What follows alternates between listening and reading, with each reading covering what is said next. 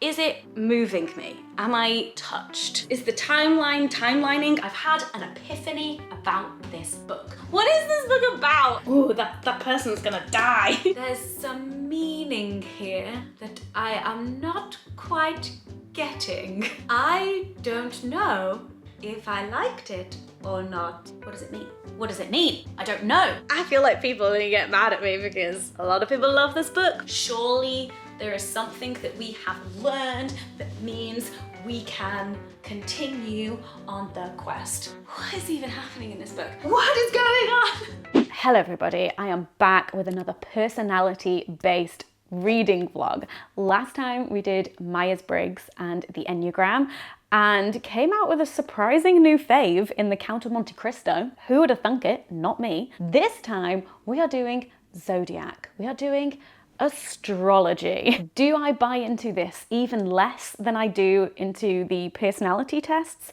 Yes, I do, but it is fun nonetheless. So according to the time and place that I was born, I am a Pisces sun, a Virgo moon, and a Cancer rising. So I'm technically a cusp sign. I'm on the cusp of Pisces and Aquarius, and depending on which magazine I read as a teenager, it would be different. So I'm born on the 19th of February, but according to the actual location and time of birth, my sun is in Pisces. But I will be honest, when anyone actually knows anything about astrology and explains things to me, I don't relate to Pisces, but I do tend to relate to Aquarius, and I've had people say you're such an Aquarius, or guess I'm Aquarius. I'm like, no, actually I'm a Pisces.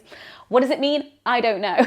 But I downloaded CoStar so we can have a look at my chart and what it all means. And then I'm going to find some book recommendations based off of these star signs. So we're going to do one for Pisces, one for Virgo, and one for Cancer. So this is my table. We've got all the different planets and the ascendant, whatever that means. Pluto's in there too. And then the houses, they mean something else. I don't know what that means. I noticed actually though, 3 of my planets are in Aquarius. What does that mean? Is that why the Aquarius comes through a bit? Who knows? And then there's this circle version of it. I don't really know what it means, but visually it's quite striking because everything is kind of happening on one side, and there's only one thing on the other side, which is my Cancer rising. Let's dive into what these mean. So this is according to CoStar. So sun in Pisces. The sun determines your ego, identity, and role in life. It is the core of who you are, and it is the sign you're most likely to already know. Your sun is in Pisces, meaning you are fundamentally dreamy, insightful, and in your own world. This is the common descriptor of Pisces that I just don't understand, because I identify as someone who is a bit more down to earth and of this world rather than dreamy and up in the clouds in my own world. I don't know, but I do have a whole YouTube channel which is basically my world. So you exist on a chaotic plane of the divine. No, I don't. That is not at all material. Your rich imagination. No, I do not have a rich imagination, let me tell you. Endows you with a strong intuition for hidden emotional currents. Okay. When you take offense, it is deeply correct. And you aren't necessarily interested in reconciliation. No, it's in your 10th house, meaning you feel the need to distinguish yourself from others through goals, success, and responsibility. So some hits, some misses there.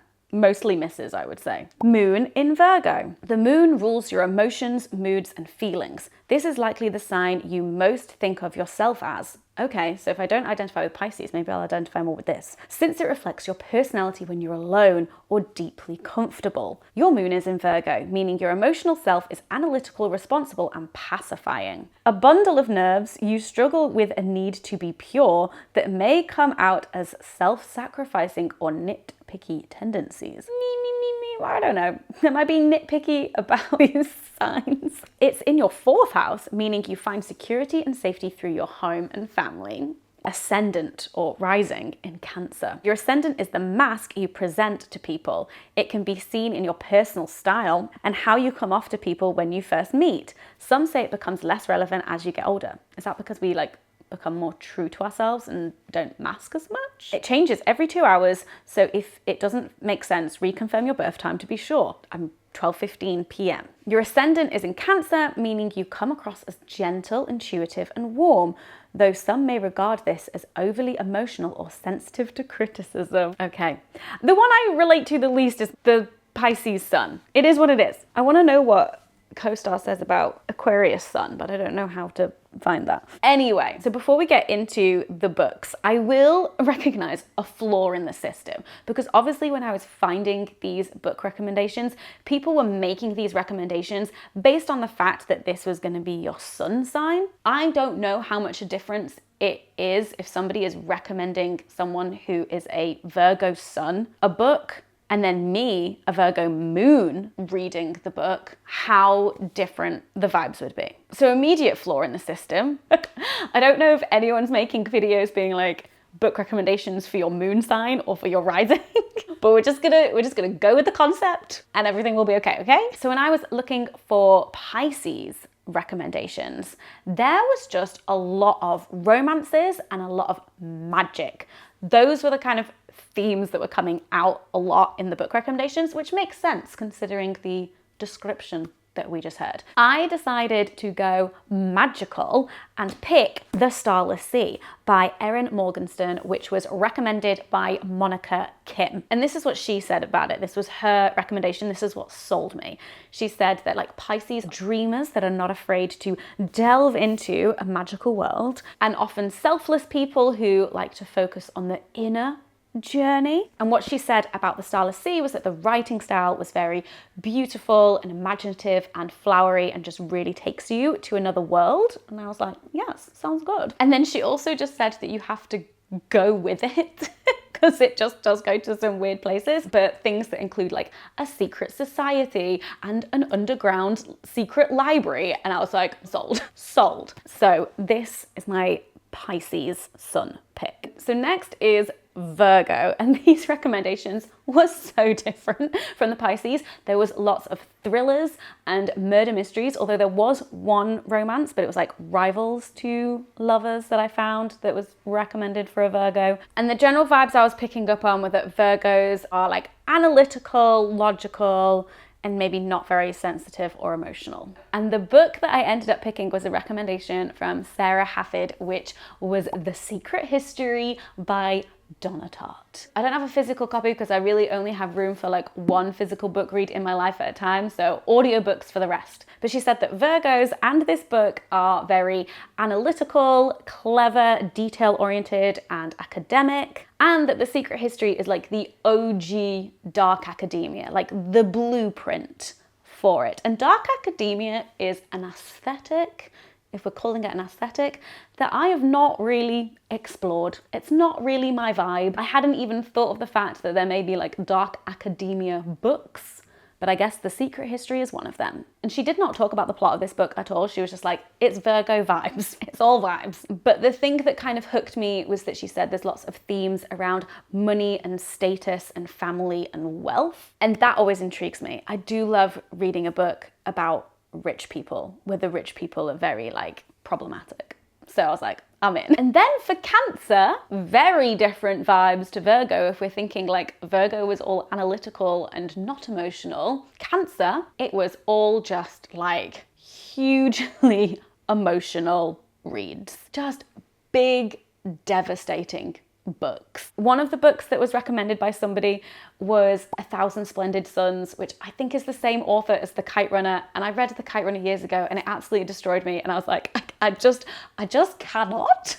I don't think I can put myself through that kind of emotional devastation again. I don't know if A Thousand Splendid Suns is a similar level of emotional devastation, but I was just like, I cannot right now. But the book that I did end up picking came from Penguin Random House's list of book recommendations by star sign, and it was Memory Peace by Lisa Coe. And I'm just going to read what they said about it because it enticed me. I was curious. It says, Cancers are often considered a sensitive sign. They have strong memories and they are dreamers with a vast imagination for new ideas of their future. In the early 1980s, Giselle Chin, Jackie Ong, and Ellen Ng, three teenagers drawn together by their shared sense of alienation and desire for something different. They envision each other as artistic collaborators and embark on a future defined by freedom and creativity. Over time, their friendship matures and changes. Their definitions of success become complicated, and their sense of what matters evolves. Moving from the pre-digital 1980s to the art and tech subcultures of the 1990s to a strikingly imagined portrait of the 2040s, Memory Peace is an innovative and audacious story of three lifelong friends as they strive to build satisfying lives in a world that turns out to be radically different from the one they were promised. I'm in. Sold. Yes. I love the idea of like the 1990s tech subculture and like the beginnings of the internet, and then also this like potentially sci-fi, like slightly speculative fiction 2040s, like well, that's very soon, like very near future. Interested to see, interested to read. So those are my books: The Starless Sea, The Secret History, and Memory Peace. But before we get into my experience reading them, I wanted to tell you a little bit about this video's sponsor, Squarespace. Whether you're just starting out in the freelance world or you're a small business owner, Squarespace makes it super easy to create your own beautiful websites, engage your audience, and sell anything from physical and digital products to courses and even your time, all in one place and all on your terms. They have tons of beautiful website templates that are really flexible. You just pick the one that works best for you and you can customize it with all of your own branding and content from there. Squarespace have so many tools and features to help you in this process, and their websites work seamlessly across all different devices. There's their Fluid Engine website design system, which just allows you to drag and drop anything and get really creative with making your website with zero experience. And Squarespace's new design intelligence empowers anyone to build their own beautiful and personalized website tailored to their needs using AI technology. And with Squarespace payments, having an online store is really easy. It's the easiest way to manage your payments.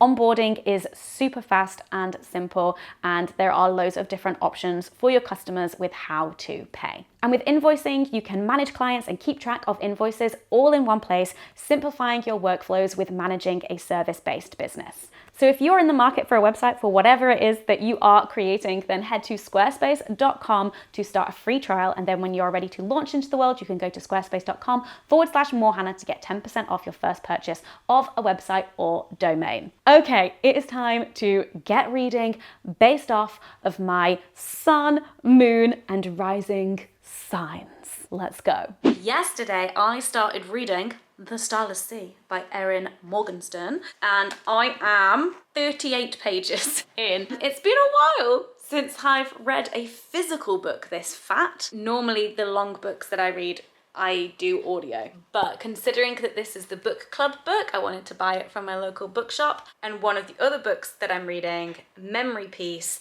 that is only available in hardback, so I'm definitely going to be listening to that. And then Donna Tartt, the author of The Secret Life, reads the audiobook of The Secret Life, so I definitely want to listen to that, and I've heard good things about the audiobook, so this one, physical form it is. But I'm already in. I was worried with the first like few pages where I was like, oh crap, like this is gonna be hard to get my head around. There's a pirate and there's a girl, okay, and now there's like this acolyte and some sort of ceremony happening, okay, and there's a boy and a door, great. But then like once we were in the story with our main character Zachary, and immediately those three random, or what I thought were random, stories were kind of explained as to like the context of how they exist in this world. It all got explained very quickly and I was put at ease, and now I'm in. And then also I really love that our main character is a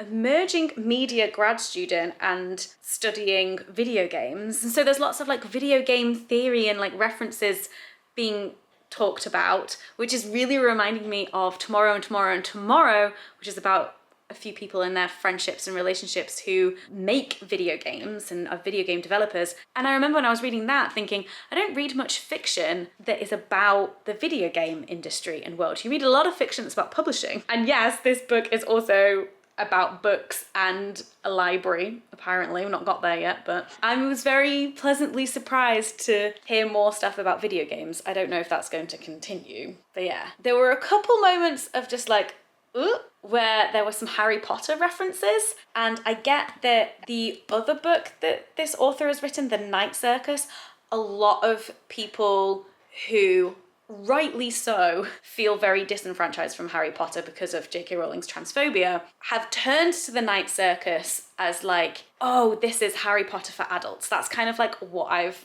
heard of it. I've not read it. And I have no idea if there are like Harry Potter references in that book or just the general vibe is Harry Potter-y, magic-y. But this one, there's been like 2 direct Harry Potter references, like in terms of like one of the other characters being like, oh, you're a Ravenclaw, obviously, or whatever. And then something else. And it's so wild to me that like something that I used to love so much, do I still love? It's so hard. But because of the absolute awful transphobia from the author, I hear Harry Potter references like that and I immediately recoil. I'm like, ugh, and I get like taken out of the story a bit. But the story is set in 2015 and I don't have my J.K. Rowling's transphobia timeline off the top of my head, but I'm trying to like make myself feel better whilst reading this to be like, well, the characters wouldn't have known at that point. It's totally fine for one friend to be making another friend a Ravenclaw scarf because they didn't know in 2015, I think. Anyway, 38 pages in and clearly I already have a lot to say. But generally in terms of the story, I'm in. I'm in. The mystery has been established like straight away. Potential magic lurking. I genuinely chuckled when our main character receives a piece of paper from another character that has some information on it that's going to help him like unfurl this mystery a bit. And this is what it says. It says, "Thanks," Zachary says as he takes the paper from her. And then in italics, "item acquired." Which is such a video game thing and I love it. And I hope there's more of that. I really hope that you get in our main character's brain like him going through his own story and narrative like he's a video game character. Item acquired. Ooh, side quest. I don't know. I hope there's more of that. We'll see.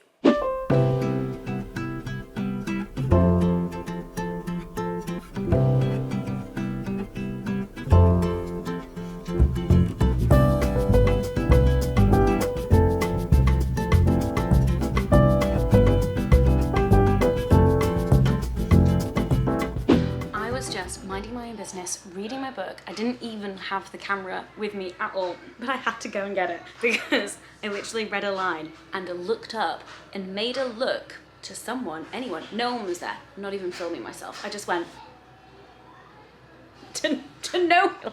But basically it has been established that our main character, Zachary, is a Pisces. Is that why this book has been recommended to me as a fellow Pisces? Anyway, I just thought a bit of a basic recommendation if it's just about the zodiac of the main character. But actually, I have a feeling that when I watched the video that did recommend this as a Pisces book, there was no mention that that was the star sign of the main character. I can't remember. It was more just like the dreamy imagination magic of the whole book was why. But still, I did do a slight... I'm gonna carry on reading now.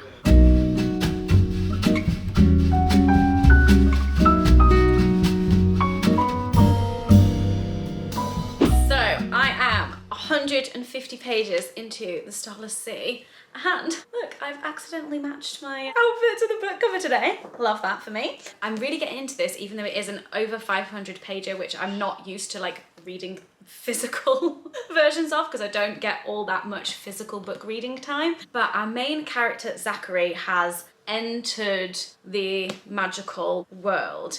And the thing that I'm really enjoying about this book that I didn't realize it would have that sort of element is the like secret society, like the secret organization that's like in our world but no one knows about it. It really reminds me of the Secret Commonwealth. And anybody else waiting for Philip Pullman to release the 3rd book in the Book of Dust trilogy? I swear to God. But that is a thing in stories that I wouldn't have picked out as something that I enjoy, but having it come up in this and being like, oh, secret society, like I'm in, let's go. Like, I'm like, okay, more secret society stuff for me. But because this one, as well as being my Pisces pick, it also being the book that I picked for my local book club, I have a deadline. And because it is a hefty book and I don't get much physical book reading time, I'm a bit worried that I am not going to finish this on time. So I have created a little reading deadline tracker just in a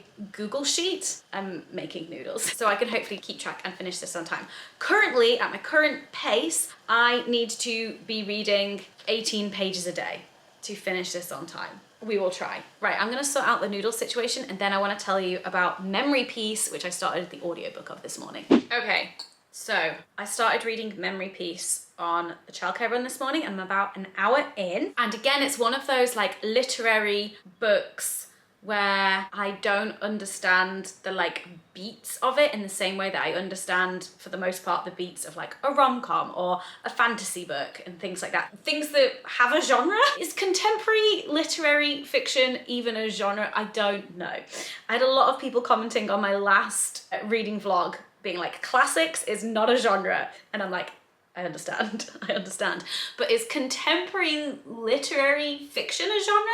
Anyway, basically when something doesn't really have much of a genre, when it is genreless, but is it genreless? I don't know. Like what would have been the genre of the Count of Monte Cristo? I don't know. Like epic, non-fantasy, fantasy, revenge story. Is revenge story a genre? I don't know. Anyway, me getting confused about what a genre is and what a genre isn't the point of this video. But in terms of Memory Peace, all I have to go off is that the three friends, although it seems like Giselle is like main character, and then there's Jackie and Ellen, I believe. So they're all Chinese American children of immigrants set in like New York, New Jersey. They become friends, they like meet in the 1980s, but already it's gone from them being children to now they are like in their early 20s, all in the space of an hour. So that has all happened really, really fast. Our main gal, Giselle, wants to be a performance artist. And it's so interesting hearing these descriptions of her discovering that performance art is even a thing, because her art education in school is very much just like painting and drawing. And when she discovers that like performance art is a thing, she's like, what?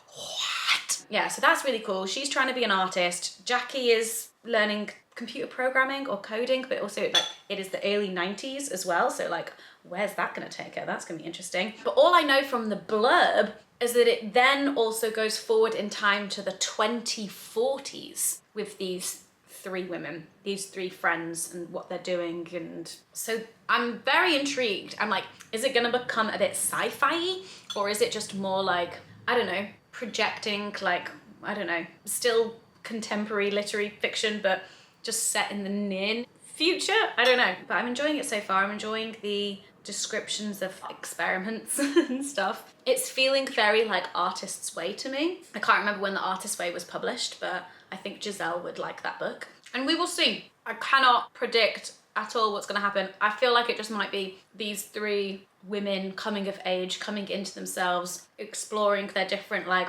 artistic, professional endeavors as time passes. Which one was this? Was this the Cancer book or the Virgo book? I can't remember now. This was the Cancer book. So in theory, kind of emotional? What's the Cancer? What's the Cancer do again? I don't know. I'm a Cancer rising, so whatever that means. I'm a good chunk of my way through Memory Peace. And part of me is enjoying it and part of me is just not getting it. So we've spent a lot of time with Giselle and like a lot of her performance art pieces, and part of it I struggle to understand in the same way that artists talk about art. It just like goes over my head in terms of like what things represent and what they mean and what they symbolize. Like, I'm just like, does it? Really? Is that what that is? And occasionally the descriptions of like the big meaning of what the art is clicks, but most of the time I'm kind of in my judgy mind of just like, I don't understand. I cannot tell if the author is sincere or if the author is like taking the piss out of the characters, because the characters are sincere in the way that they talk about the art, very earnest and very like, yes, this is what it symbolizes and all of this. But I cannot tell if the author also buys into all of that.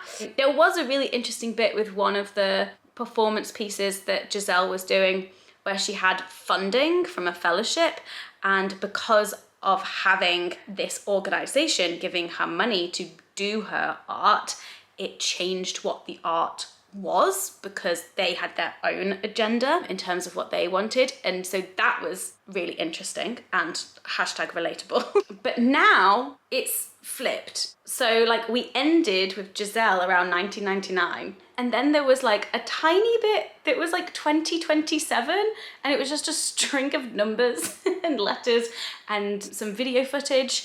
And now we're with Jackie, who's one of the other friends, and it's 1999 again, and it's following her with work and doing her web development programming, and she's in this like long distance flirtationship, maybe relationship with another woman that she met on the internet. Love that for her, although we'll see how it ends, I don't know. So the thing that I'm struggling with is I'm just like, I just don't understand. I'm like, oh, am I now having like a Jackie bit? And then is the final third of the book going to be Ellen? There was a lot of stuff going on in the Giselle bit. It really just like hit a lot of different themes, especially around like being a child of immigrants, and then just like art, being in the city, like growing up, being independent, relationships, feeling like you're constantly performing to people's expectations. Like there's a lot of that stuff, and I can see it there in terms of like factually, like yes, all of those themes are there.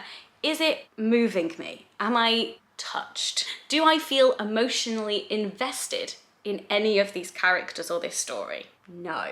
And it's not like they're unlikable. I just feel very neutrally about them. But there was one bit where Giselle was talking about her friends and like trying to get in touch with like old friends but not hearing back from them for ages, having other friends move out of the city and not hearing from them again. There was just this bit where she was feeling a bit lonely and just like kind of listing all of her friends and just like what they were doing and where they are, and like how she doesn't hang out with any of them anymore or whatever. And that felt very accurate to like friendships in the city in your 20s, late 20s maybe she is by that point, I think. Just in terms of like not seeing people for ages and like losing touch with people.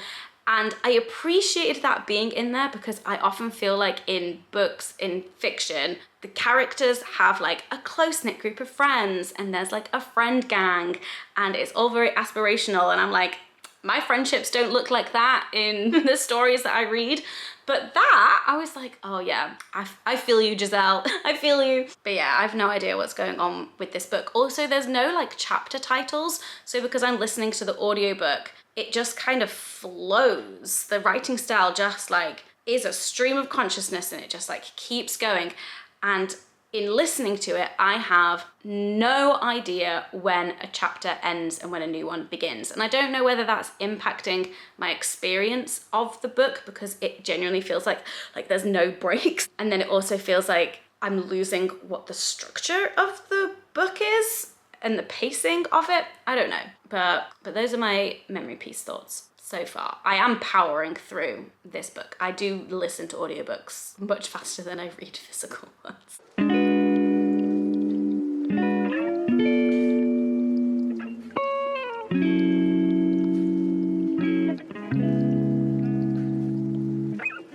Okay, I've been doing lots of reading. I think I've got about a third left of memory piece because it's now moved again. We are about to embark on the future part of this book, the like imagined 2040s and whatever they're like. I'm very interested to find out what this kind of author comes up with. I enjoyed that second third, that middle third, much more than I did the first. And I think that was just like a personal preference in terms of the character and the storyline. So this one was set late 90s, early noughties, because you had the whole like Y2K thing going on. Is the world gonna end? Are all the computers gonna completely malfunction? But this section was more about Jackie, but obviously like Ellen and Giselle are kind of there. I really do like the way that these friendships are depicted. There's something about it, I know I said it before, but even more so now, like the way that they are shown as just like old friends that just weave in and out of your life, and sometimes you'll go like months or years without seeing them, but then other times they like come back together and it's like nothing has changed. Like it's those kind of friendships that I feel like, yeah, I don't really read about in novels, so it just feels very refreshing and I enjoy it. But Jackie. So Jackie is like a web developer, program developer, but obviously it's the 90s, and she's made this program, this product called Lean, which I'm going to do a terrible job of describing what it is, but some code, a platform, some sort of website that people can then use that code, use that product on their own websites for their own personal web diaries, aka blogs, although at no point is the word blog mentioned, because it's all so much more like do it yourself in terms of people who kept blogs back in the 90s would have had to do like the coding themselves or use something like Lean where somebody else has made the code and then you like use the code. Anyway, I love it. This early internet stuff, it felt much more me, and I was much more like engrossed in like what was going on with her than I was with like the performance art storyline. But yeah, so she's got her thing that she's doing, like bootstrapping it, like spending all of her own money on it. And then she also works for a friend's company that's like a tech startup that do like deliveries. And there's just so much commentary on like gig economy and the exploitative nature of that in terms of like the big tech companies and what the delivery drivers are getting paid and what's expected of them. And there's a lot of stuff in this section about like corporate greed and companies getting like merged and sold and going to IPO or not, and the ethical or not so ethical things that some of these companies are doing in terms of like data privacy. There was just so much stuff that for it being set in the 90s and early noughties, it's just like, yeah, shit, all of our tech companies continue to be problematic in like a lot of these ways. It's very interesting how it's like the same book, but I really wasn't vibing with that first bit, and then I just got much more into it. But if the pattern continues, the bit in the future, the 2040s, should have more of a focus on Ellen, who we've seen obviously like throughout, but kind of more through the other characters' perspectives. And Ellen is like an activist organizer. And so obviously there's a lot of crossover there with like the performance art, and then Jackie, who's like, you know, a bit of a whistleblower for the company that she works for. So I don't know what's gonna happen. I'm a bit confused about some of the timelines because of what happened at the end of Giselle's bit. And like, I couldn't remember what the date of that was, but something happened at the end of Giselle's bit, and then the way that she showed up in Jackie's bit, I was like, is the timelining? I'm not 100% sure, but maybe it is. I don't know. I don't know if I'm missing something or if there is something to come that is like to be revealed. I don't know. But I'm getting much more into Memory Peace, very much enjoying. We'll see how this next third goes. But then also Starless Sea, I'm making my way through, and again, thoroughly enjoying. However, I'm not sure how I feel about the constant back and forth between chapters that are the plot and our main character Zachary and like his experience and what's happening, and then the chapters that are like basically stories that are in Sweet Sorrows, which is a book that is featured in the book. There's a book within a book. There's lots of books within this book, but at least one of them, but maybe more, I don't know. It's literally every other chapter. You get a Zachary and like main story plot chapter, and then you get a story from the book within the book chapter. And it's just a bit much for me. Every time a chapter ends and I'm like, oh, I want to know more of what's happening in that story, I just have to like read this fairy tale first. God, it just feels like a bit of a chore. And then I'm like, okay, back to the plot. But it feels like that at the beginning. I'm like, oh, I've got to read this fairy tale to like get back to the good stuff. But by the end of the fairy tale, I am like, ooh, mystery. Like they kind of feel like riddles, and I love a good riddle. The whole book feels very riddle-y. Like there's like lots of things that kind of beautifully tied together, but also like lots of mysteries and lots of connections that I'm partly aware of, but also many that I'm not. I can't tell how important these like story fairy tales are. Are they just there to add a bit more atmosphere and like context and mystery and whatever to the story, or are they like critical to the plot? I don't know. So we'll see. I'm thoroughly engrossed, but I also kind of want it to go a bit faster, which is weird because I feel like a lot has happened, but I'm also like, and more. And also Zachary is like not asking enough questions. He's just like along for the ride and a bit confused about it all. And at what point is Zachary going to sit down his new friends and just be like, catch me the fuck up, guys, what is happening? And I understand that that's maybe not like how the world building is going to unfold in this book, because obviously we are very much seeing it through Zachary's eyes, like what he knows we know, what we know he knows, but I want to know more. I'm finding the pace at which I am learning stuff about how this world works and why it exists and what is going on, who are the key players and what is the stakes. Like, I'm this way through and I'm still like, but who are really the bad guys? And what do they want? And who are the good guys and what do they want? And what is this place? I kind of would expect by this far through I would have had some of those answers, but I have not yet. Hopefully soon.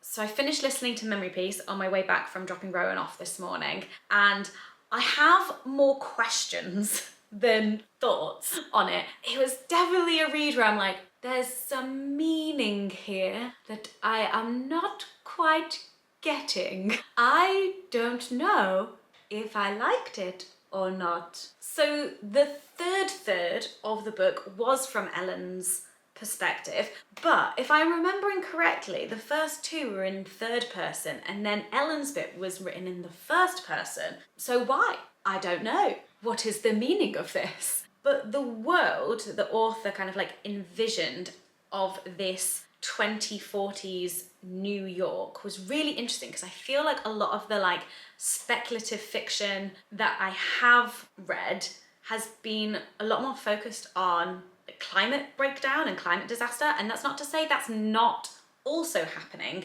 in this future, but the main focus of what is going on is surveillance state, like gentrification, which is a huge theme in Giselle and Jackie's sections as well. But then, you know, that kind of like is a running theme throughout, but then it becomes like this huge thing of people getting evicted from their homes to make room for like big developments of the billionaires club and all of that kind of stuff. But tech and surveillance and kind of like living in this fascist state with like border controls between like Manhattan and the Bronx and all of that kind of stuff. It was really, really interesting. I feel like I've not read a lot of stuff like that, and it definitely did like bring to life this very different kind of New York. But I did find myself not being very compelled to finish it. Like, I'd be walking somewhere and I'd be like, oh, I should probably listen to the audiobook, but actually I was like, oh, I'd rather listen to a podcast.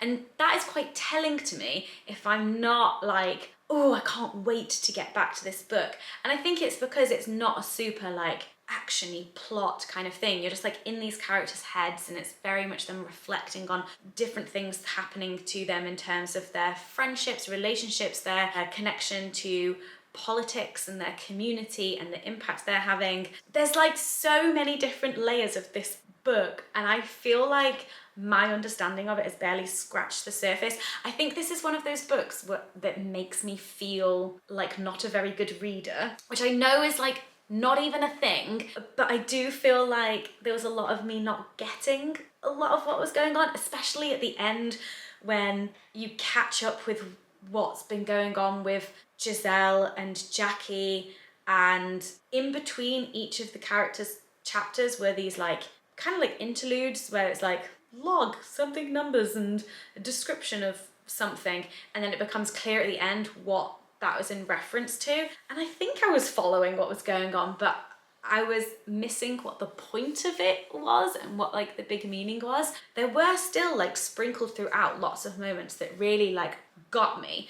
And one is when Giselle, who's the artist, is talking about how other people perceive her and what people want from her, because her story gets actually more interesting. Like, I wasn't that interested in her story when she was like younger and doing all of her performance art, but you see years later how other people perceive her, because the character Ellen goes to this exhibition that's like about her life and her work, and so she's like seeing how a curator has positioned her life and work, but she's her friend, and she's like, this is interesting. And there's this bit where Giselle is thinking about what other people want from her and from other artists when they ask questions like, what do you do? I'm gonna get this so wrong, but there's this really powerful bit where Giselle has been interviewed by someone who like wants to know about her life and her work and like get into it, but she's barely really giving her much. And she's thinking about what is behind these questions. So when they ask things like, how do you live? She reads that as, how dare you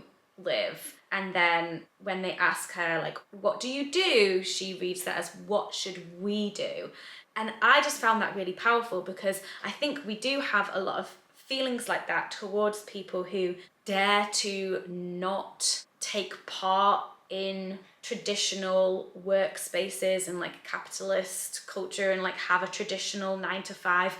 We look at people who are artists or musicians or like whatever it might be, like, and there's the slight anger of the like, how dare you? How dare you do that when I have to be doing this? But then they're also like looking to them for answers of like, okay, how should I live? What should I be doing? What is meaningful to me? And looking to the people who make art in order to make meaning in our own lives. Okay, maybe I did understand bits of it. Maybe, well, what is there to understand? It's all about your personal takeaways and interpretations of it. I don't know how I feel about the book. I didn't hate it. What a review. But one of the things I was thinking was that I feel like this book is a good one for a reread.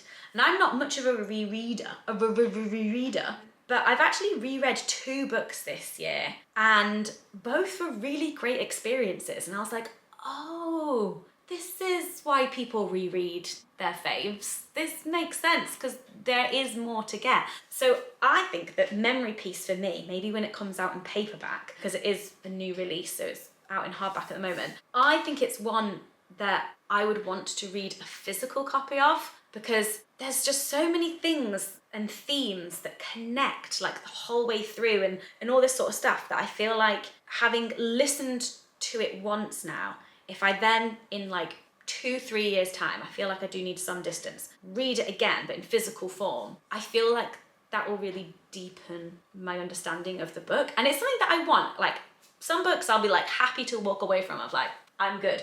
But there were so many nuggets in there that I really liked and really struck me, that it is something that I'd be like, oh, actually, I do want to understand this book more. I do want to get to know it better. So that's how I feel about Memory Piece. The Starless Sea. I am over halfway through, which I'm thrilled about. Here's the thing, a lot's happened. A lot has happened. I've had an epiphany about this book, which isn't really an epiphany, because it's something that I said right at the beginning, which was me wondering if this book was going to be written as if it were a video game. Welcome to my theory, my TED Talk about this book having a video game structure. Okay, I wrote notes.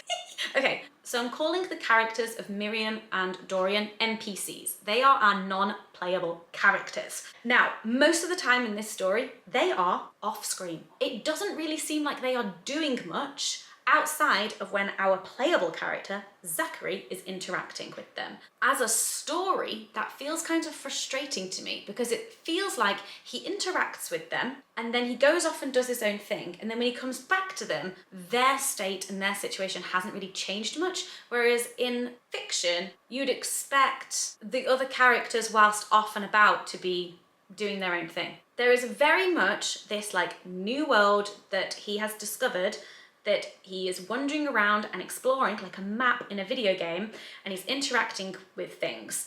And in a novel, in a story where the plot is kind of given to you and the things like happen, in this situation, Zachary like has to discover the next quest. He has to like discover the next thing. So much of this book, which I find incredibly boring, is him just roaming around. There was literally a moment, I wrote this down, there's literally a moment where he's talking to Dorian and he says, I was trying to figure out what to do next. That's what you do in a video game. You just wander around being like, wait, I just completed that quest, that bit's done.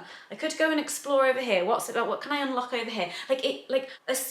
It is a video game. It makes for an interesting novel, but a slightly frustrating one. Because basically what happens is there's lots of action that like takes place in a short period of time. Like something suddenly happens and it's like, you know, you've done all your slow exploring and then suddenly you're in a boss fight and you're like, ah! But then as soon as you're out of the boss fight, you're then just wandering around aimlessly again, like in a video game. And it feels like all of the sense of urgency has died. Like there was a really intense scene and it was like, oh my God, what's gonna happen? And then he escapes the scary situation and then now he's just wandering around, just like looking for the next clues, looking for the next quest, looking for the next boss fight. And I'm a bit bored. I'm like, come on, when's the next like thing going to happen? And it's like, it raises the stakes and you're like, and then in a video game, it's quite nice. You get like the woohoo, you got a star, like woohoo, you got a thing. And you feel you're like, oh my God, I can relax and like enjoy wandering around again. But it's just not working for me in novel form. Also, there's very much still this whole thing of collecting items and having an inventory and trying to figure out what to do next based on figuring out the puzzle of the items that he's collected and gathered from different places, which are mostly books and like written things because of the underground library. And the other thing about the NPCs is that they do have their own agenda, or at least Mirabelle definitely does. I'm not sure about Dorian, I don't know about him yet, but Mirabelle knows more than Zachary knows, but she's not telling him anything, but that's because it's a video game and you have to figure it out for yourself. Thank you for coming to my TED Talk. This book is an author trying to write a novel in the style of a video game, as if it were a video game. And it's an interesting experiment, but there's something about it that is just not quite working for me. One thing that did happen though, which made me squeal, was there was a mention in this book of the next book that I'm reading for this video, which is The Secret History by Donna Tartt. The Secret History got a mention in here, and I'm like, guys, it is meant to fucking be. Anyway, I turned the corner because I wanted to read what it says about it, because I'm like, is this spoilers for the book that I'm about to read? We shall see. But this is a like flashback to a scene that happened previously, but from a different character's POV. Actually, from the NPC's POV. So interesting. It's one of the interludes. Anyway, he glances at the book in his hands, The Secret History. He has quietly longed for relationships with the type of intensity of those within its pages, regardless of the bacchanalian murderousness, but never found it and has now reached an age where he expects he never will. I know very little about The Secret History by Donna Tartt. Is there murder in it? And whatever that word is that I couldn't pronounce.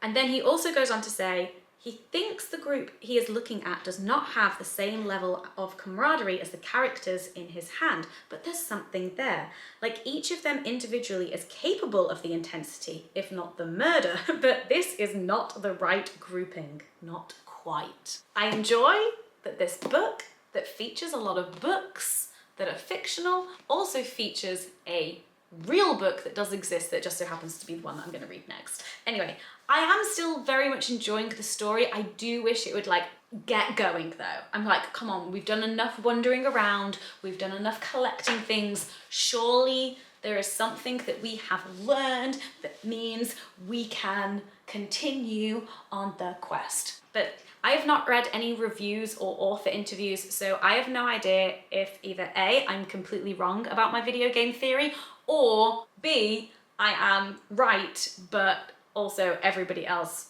already clocked it and it's not an original thought at all. But still, as soon as it like clicked in me that that was what was happening, a lot of the like pacing and structure things that I was finding annoying suddenly made sense to me. I was like, it's because it is not a book, it is a video game. And because it's a video game, I'm basically reading about somebody playing the game in a way that I wouldn't. I would play the game differently. I would be screaming at Mirabelle being like, give me the fucking answers. What is going on? Anyway, that's where we're at. The Secret History is coming next. Good morning. I have started The Secret History by Donna Tartt, narrated by Donna Tartt herself. I'm an hour in and already I think I'm gonna like it. We'll see. But the glimpses that I got into The Secret History from The Starless Sea is not very spoilery, because essentially the prologue is like in the future where this murder has occurred.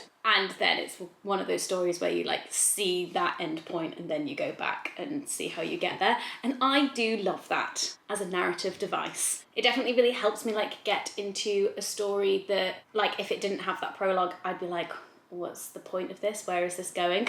But because I have in my mind that it's like going somewhere really dark, it just adds to the experience of reading, because you're like, oh, how do these characters like get there? And like you've already met the character who is the victim of it, and you're like, oh, that person's gonna die. Like, how is that gonna happen? So I'm intrigued. It's giving a bit of Piranesi, because there's the charismatic, mysterious, like academic professor and then his student followers kind of thing going on. It's also giving a bit of How to Get Away with Murder. I only watched the first season of that, but just classmates murdering. We shall see. Also, in The Starless Sea, things have kicked up again. Antagonist is back in the picture and it feels like things are moving. Plot is happening. Also, throughout the book, I've been trying to figure out who in the actual story, the characters in the stories that feature in the books, because obviously there's going to be connections between the stories and then the characters. And I've been trying to figure it out. And we've just had some big reveals in terms of who's who and what's what, and I have to say, I did not predict it, and it was rather satisfying. It definitely feels like one of those books as well that once you get to the end and you know who everyone is and you know the meaning of more stuff, but actually going back and reading it again I think would be quite satisfying, because you'd be able to actually see all of the connections and get more out of the extracts of the stories from the books, when upon a first read you're like, that was a nice story, but I have no idea how it's connecting to what's happening. But upon a second read, I feel like you'd get so much more out of it. Am I gonna become a rereader? Is that what I'm learning? We shall see. Right, I'm gonna continue to eat my bagel and listen to The Secret History before I start work. I'm a good chunk of my way through The Secret History. I think I'm like a third in. And what has happened? I feel like I'm on the cusp of things picking up, but for the most part, it's just very character and scene setting. And on the one hand, I struggle with that because I'm a plot gal. I do feel like I need a bit more forward momentum. But on the other hand, I am still very much captivated. So I'm very intrigued and I'm in it, but I also don't have a huge amount to say, because I feel like the kinds of things that the book is doing at the moment, I don't know how to talk about, which is all of the just kind of you being just in a character's head and witnessing their observations, and I don't know. Here are some thoughts that I've had so far. Maybe I'll prove myself wrong and I do have lots to say about this book, we'll see. But the character, Bunny, who we know dies, gets murdered by the other 5. Although I actually don't know, are all 5 of them involved? We'll see. This is not a spoiler, it's established in the prologue that Bunny gets murdered. But he's definitely being portrayed as a bit shit. You don't really like him. He's not a nice character. He's very thoughtless. He doesn't really care about how his actions impact other people, but you do kind of feel a bit sorry for him. I don't know, I just think it's interesting how they're setting up this character who is ultimately going to become our murder victim. We've got a classic situation of main character who is poor and being in a rich world and surrounded by people who are really wealthy, and the kind of differences in his experience of the world and theirs. And I just feel like there's lots of books that somebody who is better read than me would be able to be It feels like lots of stories that have been told before that I do genuinely really love, where you're getting like a glimpse at rich people and you're like, rich people are weird. The way rich people behave, how interesting. This is how they feel about money. But then also our main character Richard is like hiding the fact that he is poorer than them and on finance and doesn't have like his family's wealth to fall back on or anything. I think he's meant to be middle class and he's like observing all of the wealth of Gatsby and the Buchanans and everything. But some mysteries have started to emerge, and so I'm kind of hoping things start to happen. Just want more murder in my books, you know? I don't know. I'm enjoying it. And also Donna Tarr, what a narrator. It's so unusual voice and her accent that she's doing for Richard. Not what I was expecting, but like, I'm into it. I'm into it. And her bunny voice, excellent. This thing. I think I've got less than 100 pages left and I've got a week to finish it before my local book club where we are discussing this. So I think I can manage it. What is even happening in this book? Here's the thing. There's so much plot in this book. It's gone too far in the other direction. Things are constantly happening from where I was in the middle of this book where I was like, he's just wandering around rooms, like what's going on?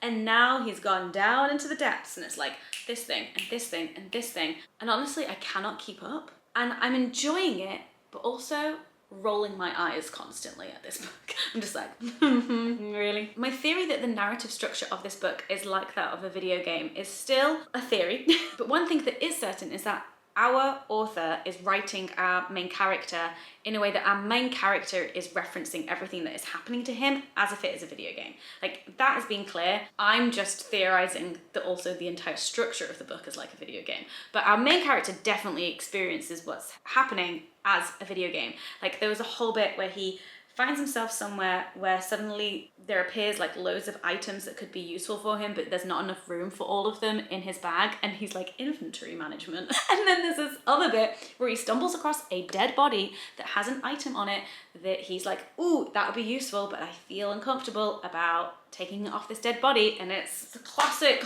loot that body situation. You just like do some murdering, find a dead body on the side of the road. It's like, loot that body. Is anyone a Tom Hardy fan? Because I just have running along in my head, loot that body, loot that body. Another thing that I noticed that I'm like, what is the meaning of this? I do not know, but I noticed the switch. Basically, every chapter in this book that is the story, that is the plot and isn't like excerpts of the books that feature in the book, it always starts with our main character's full name. So it's Zachary Ezra Rawlins does Zachary Ezra Rawlins, like every first chapter. Things have switched, things have changed. Now all of our chapters start with the son of the fortune teller. What does it mean? What does it mean? I don't know. Is it because we're in the story now? I'm honestly so confused at this point. There's like, we're in the story. He is the story. There's a story happening. Has anyone read the Raw Shark texts? It's kind of feeling like that's me, although I haven't read that book in like maybe over a decade. But that's another one where like the story is a story, but the story is physical. My brain cannot. Yeah, I'm very confused, honestly, as to what is happening and what is real and what is not. You know how I was getting annoyed at our main character not actually doing anything? Well, one of the other characters like said it out loud to him. There's this bit where one of the characters telling Zachary that he did in fact have a choice in some sort of matter. Mirabelle says, you want to think that you did, or that you were supposed to, but you have always had a choice. You don't like choosing, do you? You don't do anything until someone or something else says that you can. You didn't even decide to come here until a book gave you permission. You'd be sitting in the keeper's office wallowing if I hadn't dragged you out of there. And I think that is my issue with this book, is that he does so little things. Anyway, another minor observation and frustration with this book. At one point, somebody's accent is referenced, and it says maybe British or Irish or Scottish. I'm assuming this Erin is American, because Americans do tend to get a bit muddled up with the UK and its makeup and accents. Most people, when they say a British accent, what they actually mean is an English accent, because British is the umbrella term, and there are in fact lots of British accents, and a Scottish accent is also in fact a British accent, even though maybe some Scottish people would not like to be part of Britain. Fine, totally get it. But in the current makeup of our countries, Irish, however, some Irish is British, some Irish not, currently. I just found it quite funny that it was like British or Irish or Scottish. when maybe it should have read English or Irish or Scottish. Because when you say British, you could also still mean Irish or Scottish. So do you actually mean English? So that's just my little thing about that. And then my final gripe is that we've just had a situation where Zachary's been presented with 6 doors to go through, and he's picked one, and I don't know which one he picked, and I don't know whether I've just like completely missed something or if it's been purposefully left out. And I don't like it when I don't understand what's happening. Or at least I like it when I don't understand what's happening because that's the point. But if I'm not sure if that's the point or not, then I just feel like I'm missing bits. Okay, I'm just rereading the bit about the doors. And now I'm thinking, what am I thinking? What's happening? There are so many doors. Zachary is sick of doors. He takes his torch and explores the shadows away from the doors and the tent among jagged crystal and forgotten architecture. He carries the light into places long unfamiliar with illumination that accept it like a half-remembered dream. Eventually he finds what he's looking for. Okay, I was just skimming over this. I was not reading properly. He's found another door. On the wall there is the faintest trace of a line. An arm's reach away there is another. Someone has scratched the idea of a door upon the face of the cavern. Okay, I'm a bad reader. Right. Zachary brings the torch closer. The crystal drinks in the light enough for him to see the shape of the etched doorknob. The son of the fortune teller. And this is where it switches, because this is where he's Zachary Ezra Rawlins, and then it says the son of the fortune teller stands in front of another door drawn on another wall. A man this far into a story has his path to follow. There were many paths once in a time that is past, lost many miles and pages ago. Now there is only one path for Zachary Ezra Rawlins to choose, the path that leads to the end. Again, it's just very meta with the stories, and I'm like, what is going on? But then I believe that the next time that we see Zachary, that's when it's then the son of the fortune teller. So he's gone through a different door. Okay, book. Okay. Will all of my questions be answered in this last 100 pages? We shall see. This, again, is another one of those books where I'm like, depending on how it ends, this would make a satisfactory reread because of all of the clues in the stories from the beginning. I finished The Starless Sea at the weekend, and then last night was the book club for this book at my local bookshop. Thoughts. I liked it, but just generally very confused by it. The point where they go further down, I felt like I completely lost the plot. Like literally, I'd lost the plot. I don't know if there was any plot. There was just a lot of stuff happening and a lot of things that were maybe connected with other stories, and it was all about stories ending, and then Zachary became part of the story, or he joined the story, but I still really enjoyed it. I told everyone my video game theory last night, and they all seemed to get on board with it, and then one of them added that this book is in fact Kat's game, because Kat makes a game, and this is the game that she makes for Zachary. And I love that. This is another book that I feel like would give me so much more on a reread, but do I feel compelled to reread it right now? No, I do not. But maybe at some point in the future. I just think with all of the little stories and like vignettes that you get, like some of them are very heavily connected to the main plot, others not so much, but also I'm still confused about who the Owl King is. Am I supposed to know? There's also like multiple Owl Kings. Is it meant to be left open-ended and just a bit like, I honestly don't know. But the vibes were good and I enjoyed a lot of the stories. And I also made some more connections between this book and The Secret History. Obviously there are lots of stories like referenced in here because it's a story about stories. It's all about stories. But of course, I just happen, maybe it's fate, to be listening to The Secret History by Donna Tartt, which, as I mentioned, gets a mention in this book. But there's other parallels as well.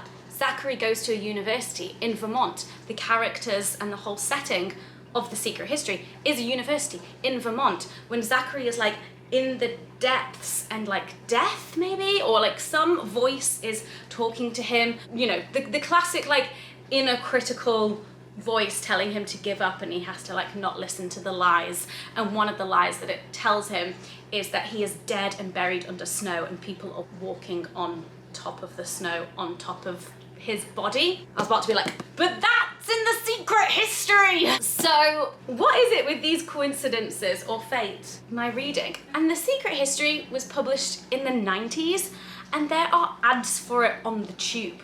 There are Waterstones ads for The Secret History by Donald Tart in 2024 on the tube. Is it being adapted? Like, what is going on? Why is there a marketing spend push behind this book? Is it just because it's a very famous book and it will go through cycles and there'll always be like some marketing spend behind it? Or is there gonna be a TV show or a film? Because here's the thing about The Secret History. Let's talk about The Secret History now. The murder has happened, well, 2 murders, and that happened like halfway through the book, and so I was like, what's gonna happen now? How far along am I? How far along am I? So I think I'm like 3/4 of the way through. We're getting to the end, but I just cannot feel what the purpose of it all is, and I just don't think this is my kind of book, because I can tell that the writing is beautiful and interesting, but a lot of the kind of like descriptions of things and the way that the narrator like, you know, expresses his inner thoughts kind of do just wash over me. Maybe in a nice way, because I'm just kind of like absorbed in it, but also just not in a way that I am able to notice what's going on. The only times that I am really able to like concentrate is when there's like plot happening or a conversation between characters happening. I've never been able to really properly notice descriptions of things other than in The Starless Sea. I feel like Erin Morgenstern did a really great job because I was actually able to like visualize what was happening. I think it's more actually the inner thoughts of our main character that I'm struggling to, I don't know, pay that much attention to, because I also just hate them all, which I think is the point. And I don't need characters in my books to be likable to like the book. But I am feeling a bit like, what is the point? What's happening here? Where is this going? What is this book about? What is this book about? I don't know. And for the most part, I'm just angry. It's like, I don't think I've bought into the characters' motivations, especially our main character and the narrator's motivations. They just all seem weak, which I think is like part of his character, and he even like says at some point, like, the reason, you could pinpoint the reason why he did it due to weakness, and I'm like, thank you for saying it. You are a weak man. I don't need to agree with the character's motivations for doing whatever it is they're doing, but I do need to believe their motivations, and I don't think that they needed to murder him. They think they needed to murder him. I don't think they did. But if they didn't, then what is the book? I'm struggling a bit. And this is where my insecurities as a reader comes out, because so many people love this book. It is canon. It is a modern classic. I don't know what you call it. It also feels like a very smart literary book. And the fact that I'm struggling and not enjoying it or not getting bits, or like, you know, zoning out and being like, what's going on? Do I even care anymore? Like, the insecure voice in me thinks that it's because I'm a bad reader and like not smart enough, but I'm trying to push through that. But yeah, so we finished Memory Piece, we finished The Starless Sea, just need to now crack on and finish The Secret History, which I will. I'm enjoying it enough to see this to the end, because I am genuinely curious about like where this is going. One prediction I have, which I don't think is going to happen at all because I don't think it's that kind of book, but the Henry character, he's sus. That man, he's kind of the master manipulator. You know, he's the mastermind behind it all. And I wouldn't be surprised if like the prologue of this book is like 10, 20 years from now and he's some kind of serial killer. I would not be surprised. Do I think that that's what's going to happen in this book? No. But maybe. Serial killers have been mentioned, and they've killed 2 people. Are they serial killers now? Anyway, reading is fun. I have finished The Secret History. I wish I'd had a chance to vlog some of my reactions to what was happening between the last update and now, but I just didn't have a minute to pick up the camera, because at one point I was just screaming mutiny, and I honestly thought there was going to be some sort of mutinous thing among the friend group with the leader Henry. It felt to me like it was building to something like that. Things were unraveling, things were getting discovered, and I was thinking, Richard, you idiot, you don't know these people that you got involved with. And I really thought that, like, I don't know, I was getting very excited. But then a mutiny, I mean, I'm no spoilers, but what I was expecting didn't happen. Something else happened. And then it all kind of ended, and then you go into the prologue where everything is getting wrapped up. And it was fine. I feel like people are gonna get mad at me because A lot of people love this book, but it was fine. But one of my goals this year has been to practice just like giving my thoughts on books, media, whatever it might be, and trying not to worry about having the wrong opinion or thinking that I'm silly or whatever for not liking something that everybody likes or liking something that loads of people hate. Because art is subjective. Art is subjective, and I just have to keep telling myself that just because lots of people really like this book, Hannah, doesn't mean you have to. And it was fine. I can't remember if it was a blurb that I read or just like how things were set up at the beginning. I really thought that Julian, the teacher, was going to be more important and more of a character. I think because I'd recently read Piranesi, where you've got in that like a professor figure and then his like obsessive cultish students around him and the kind of weird shit that they do. And I was kind of expecting something like that. And it was almost there, but it didn't get its like teeth sunk into it as much as I would have liked. And at the end, our main character and the narrator kind of has a moment of like reflection on Julian and, you know, their relationship with him and like who he was and what he was really like and all of this stuff. But that felt to me like a little too late. I wanted that to be kind of like a key theme throughout the book. But, you know, that just wasn't the book. But, you know, sometimes that happens when you go into a book thinking it's going to be one thing and then you're disappointed because it isn't. But actually, if you just judge it for what it was, then you're like, great book. But then you're always just a bit like, oh, but I wish that this had been explored more. And so it just didn't quite scratch the itch for me. Like, it set up a lot of themes and it did a lot of stuff that I was just like, oh, are we gonna go down that route? And then it didn't, it went a different way. And I was like, okay. And then I think also because the characters are studying Greek and the classics, and there are just so many references to things that I'm like, nope. And so I can imagine that if you're somebody who knows the classics, knows ancient Greek even, that there's a lot more for you to sink your teeth into in this book. Whereas for me, that was all just kind of like set dressing and vibes rather than really anything that meaningful to me. Okay, those are all of the thoughts I have now upon just finishing it. But let's round it all up, talk about all 3 books, and back to the fact that they were zodiac, astrology recommendations, and my thoughts on them all, and my ratings. Okay, we're back. Let's summarize. What's happened?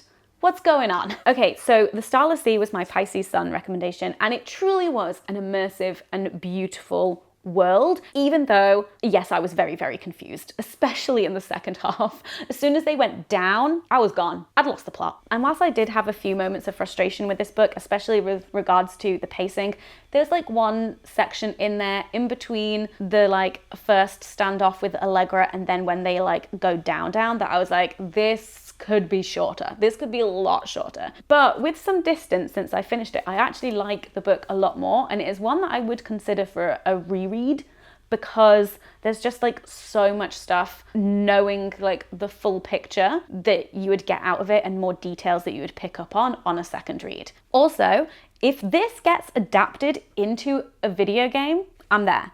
And also I called it first. Did I call it first? I don't know. But I do think that that would be really good. It would be Cat's game and it would just like all just fit together so well. Anyway, yes. Overall, I gave this 4 out of 5 stars. I did really enjoy it. I liked it a lot. Pisces Sun, dreamy, magical world. I'm also very confused, but liked it. So for Virgo Moon, I read The Secret History by Donna Tartt. Am I glad that I have read this book? Yes, I am, because it just feels like it gets referenced a lot, or at least there will be like more references to it that I'll pick up on other books that I read. It is, to me, undoubtedly a good book, but just not for me. It's just not my vibe. Maybe this is more for a Virgo Sun and not a Virgo Moon. I think it's one as well that I would enjoy more reading it with other people and then getting to discuss it in like a book club environment, because I do feel like there's a lot to discuss there and it just kind of like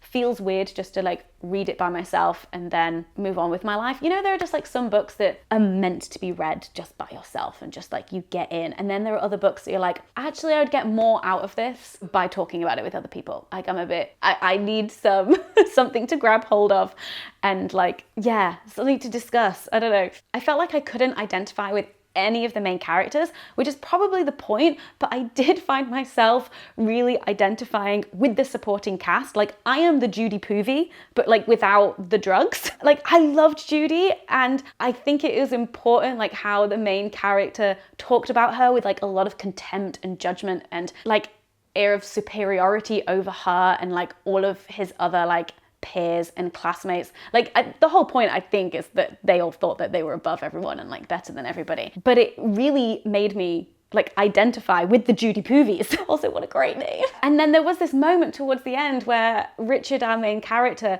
kind of has this like epiphany of like, oh, my classmates, these are all nice, normal people. How did I not see this before? And I'm like, yeah, Richard, hi, we're all here. Like, you're nice, normal classmates who aren't going about murdering people. But you know, the normies don't get the books written about them. It's the murderous types that do. But again, I feel like that's the point.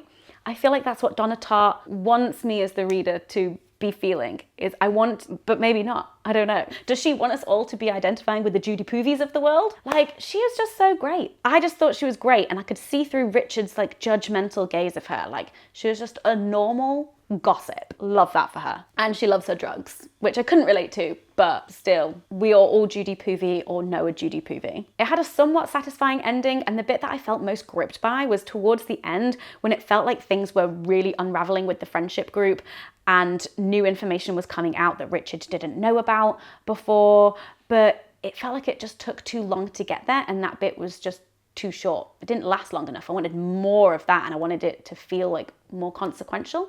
I mean, I guess it was quite consequential in the end, but I don't know. It just didn't affect me in the way that I wanted it to. Alas. So please don't hate me, because I know that a lot of people really like this book, but I gave A Secret History 3 stars, and you can do with that what you will. And finally, Cancer Rising, Memory Piece by Lisa Coe. This is one that I read first, so I'm now having to rack my brain in terms of what did I think of this book? So I think, as I mentioned, it just is a really interesting exploration of a lot of different themes, and a couple of the themes that I forgot to list off earlier, huge themes in the book, that gentrification and privatization and community and all of that, like that just like runs through as a really solid theme throughout. I didn't feel like I emotionally connected with the book as much as I would have liked. I really enjoyed the middle section that was about the like 90s and noughties internet .com era. Is it the .com boom? Or like when and then there was like the bust? I don't know. But it was like around that time. And that stuff I've just found really interesting, and a lot of stuff around like integrity and morals and values and like having to make decisions. And I think because there were 3 different time periods and narrators, and I very clearly like connected with one over the others, it's hard to be like, oh, I loved the book overall. I think it would be interesting to see like which section and which character and which themes other people like relate to more. I thought the landscape of the 2040s was really interesting, but that whole section is just kind of like you're in the character's head, and it is just her internal observations of what's happening and what's previously happened. And so by that point, it just felt like a really long prologue rather than like actually the final third of a book. I'm a basic bitch who loves a plot. So when you give me like a huge chunk of time that is just somebody thinking, I struggle. But I did find it very refreshing throughout the whole thing, but like mostly in the final section, that our POV character is a queer Asian American woman who is in her 70s. And you just don't get many like older people as like narrators, at least in the books that I read. It is all very like people in their 20s and 30s. And I've started to encounter some more fantasy books where the main character is like a middle-aged woman who's a mother, and I'm like, yes, give me more of that. And this just felt like it took it another step. Like, it was this woman in her 70s, like riding her bike around Manhattan wearing a adult nappy. And I was like, yes. So there were like lots of bits that I enjoyed. The ending of the book, I'll be honest, a bit confused by. I'm like, is this what's going on? Is this what's happening? But again, it's one of those things where like art projects and the meanings behind art projects confuse me if I don't quite get it. I'm like, am I supposed to get it? Is there something to get here? Am I missing something? Who knows? But I did enjoy it, and I gave Memory Piece 3.5 stars because I didn't enjoy it as much as Starless Sea, but I did enjoy it more than The Secret History. So there we go. Again, to the flaw in the plan, which kind of proved itself to be true, which is that I did enjoy the book that was recommended for my sun sign more than the other two, because the recommendations were obviously for like a Virgo sun and a Cancer sun rather than myself, Virgo moon, Cancer rising. Who knows if that actually means anything? But if somebody has created a list of recommendations that are for like your moon sign or for your rising sign, let me know, because I'd be curious if I would like them more, if those recommendations would be more like attuned to actually what I like reading. But there we go. I hope that you enjoyed this video. If you have read any of these books, I would love to hear your thoughts on them. I know that The Starless Sea and The Secret History are very, very famous, but I believe Memory Piece only actually just came out this year, and I've not heard anyone talking about it, and obviously the recommendation that I got from it came from like Penguin's own website, so obviously they'd be promoting their own books on their like star sign recommendations list, but the blurb got me and I did enjoy it. So I'm curious to know your thoughts on any of these books. If you have read them, let me know. Thank you so much for watching. I hope you enjoyed this video, and I'll see you in the next one. Bye!